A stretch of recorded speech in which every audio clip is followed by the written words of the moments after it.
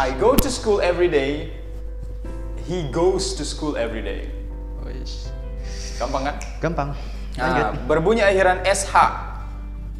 Berbunyi akhiran SH. Sama, misalnya Wash. mencuci. Ya, mencuci bahasa Inggrisnya kan wash. Akhirannya Wash. kan sha kan. Nah, kalau dalam bahasa Arab tuh shin. Ah. Nah, shin. Shin tebal. Mantan ustaz ya. Oke, jadi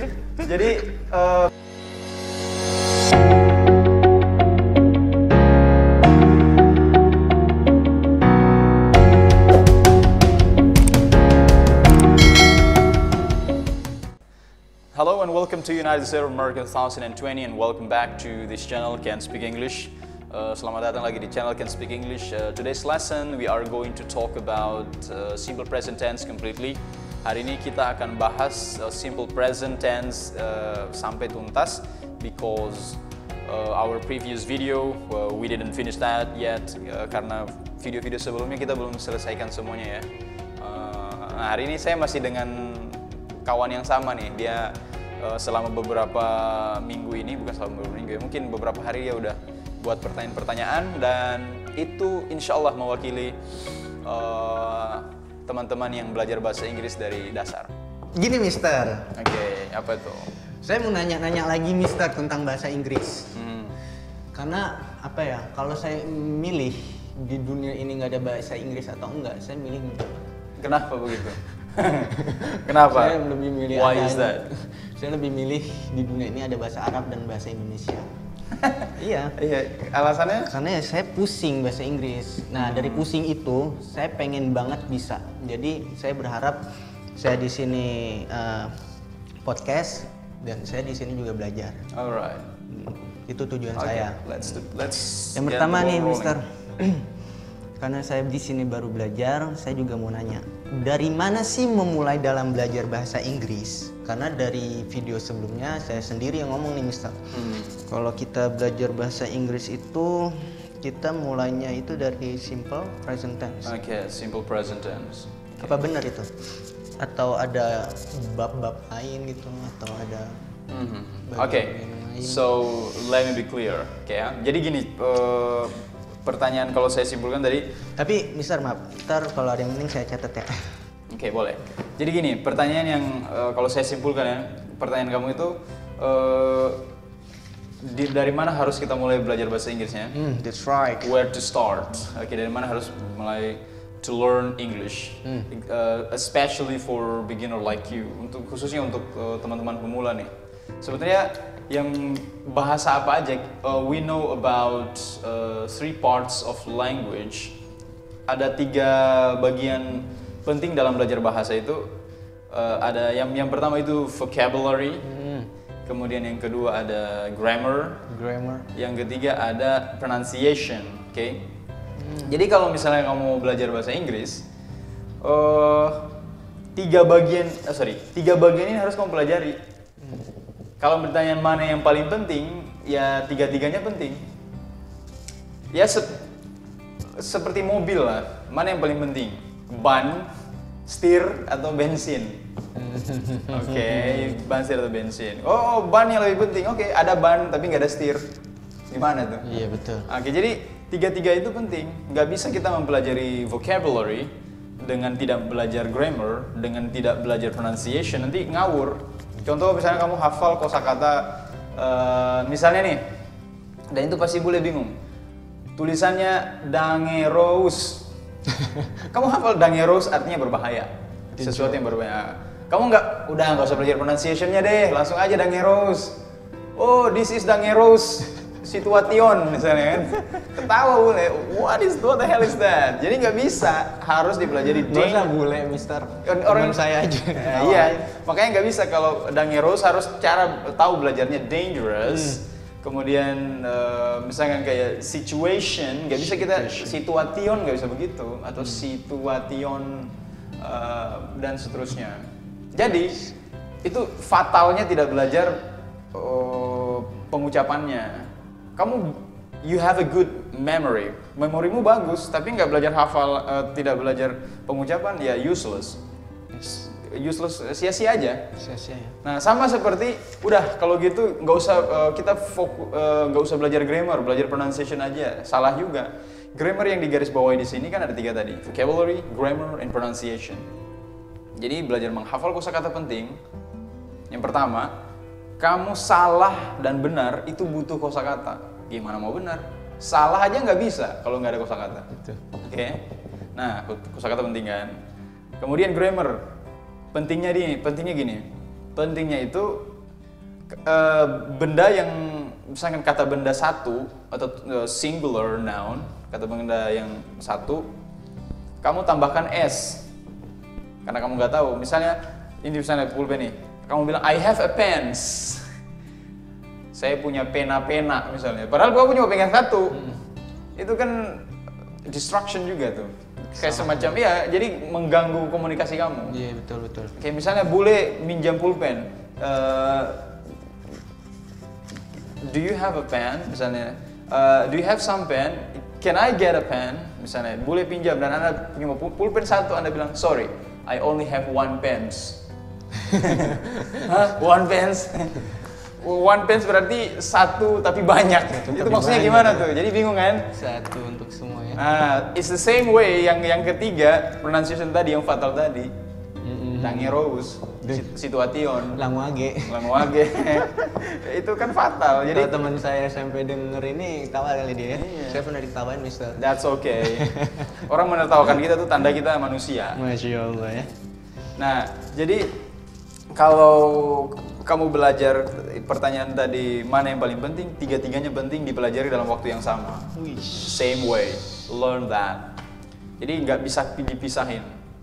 Oke ya, belajar pengucapan, belajar kosakata. Jadi kamu setiap hafal kosakata baru, every single memorizing new vocabulary,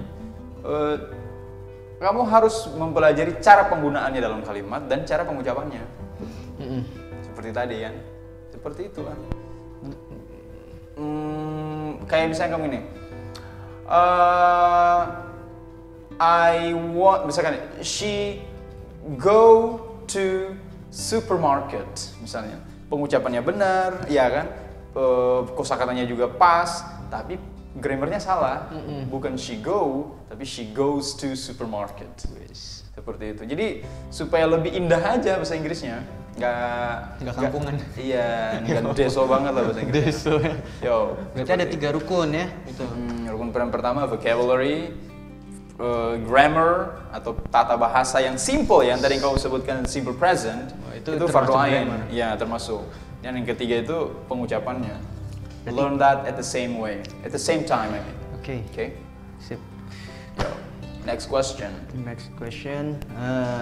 Ini semua pertanyaan saya ada di sini, Mister. Jadi kita kan tadi tunda tuh seminggu, Mister, dari video yang lalu. Dari seminggu itu saya ngumpulin pertanyaan. Oke. Apa pertanyaannya kira-kira? Yang kedua, masih ada lagi. Ini banyak ada... kali masalah rupanya. Udah masalah ekonomi, negara kan, masalah bahasa Inggris lagi.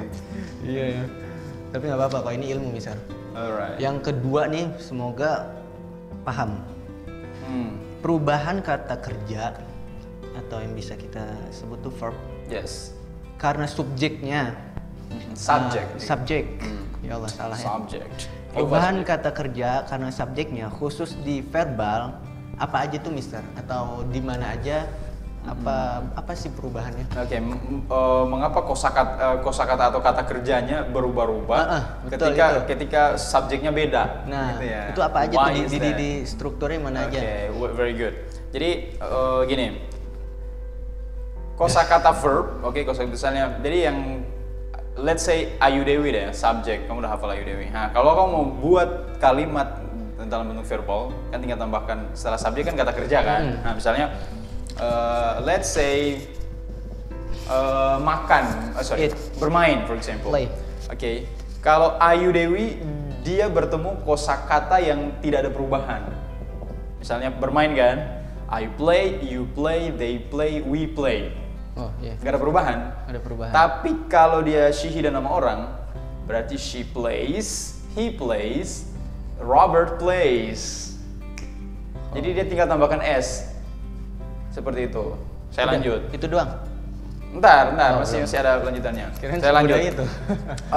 Misalnya Please. membuka, oke, open misalnya, oke, I open, you open, they open, we open, oke. Tapi kalau dia she dan nama orang, dia she opens the door, he opens the door, Leo opens the door, oke. Dia tambahkan s. Nah, tinggal tambahkan s doang. Kalau dulu saya diajarkan guru saya itu bunyikan s-nya. Pokoknya subjek she, he dan nama orang. Kalau ada verbnya dibunyikan s-nya. Iya. Apa aja tuh ya? Jadi jangan bilang verb, tambahkan verbs. Di khusus yang she, he. Yang she, he itu orang. Kalau Ayu Dewi tambahkan verb. Kalau she, he dan nama orang tambahkan verbs. Nah, dibunyikan s-nya. Itu pasti melekat sampai mati, oke? Saya masih ingat sampai sekarang itu 2000, if I'm not mistaken about it, 2013. Kalau nggak salah tuh, 2013 saya diajarkan kayak gitu. Tambahkan verbs setelah she, he dan nama orang. Jadi, nah, tapi ada beberapa catatan yang harus kamu tahu. Ada syaratnya.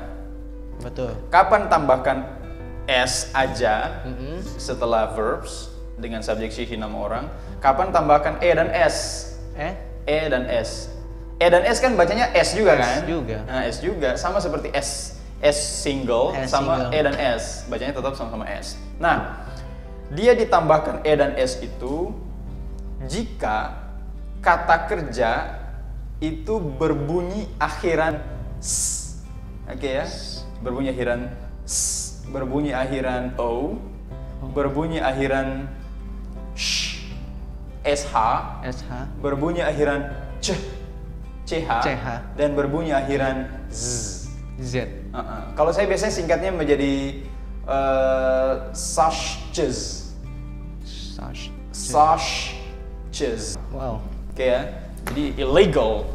Contoh dong, Mister. Nah, contoh misalnya verb yang berbunyi akhiran s. Dia perempuan mencium kucing misalnya. Berarti she kiss harusnya kalau dia karena dia berbunyi akhiran kiss itu kan kata kerjanya berbunyi akhiran s kan? S. Berbunyi akhiran s. Dia harus ditambahkan satu syllable atau satu suku kata yaitu e dan s tadi. Jadi she kisses the cat. Paham nggak? Paham. Bener nih. Paham, Mister. Oke. Jadi kalau nggak paham jujur aja. Iya. Dapat ya gini. Jadi kiss menjadi kisses. She kisses the cat. Oke. I kiss the cat. She kisses the cat. Jelas ya? Nah, kemudian yang berbunyi akhiran o. Nah, kata kerja yang berbunyi akhiran o itu contoh pergi. Go. Menjadi she goes.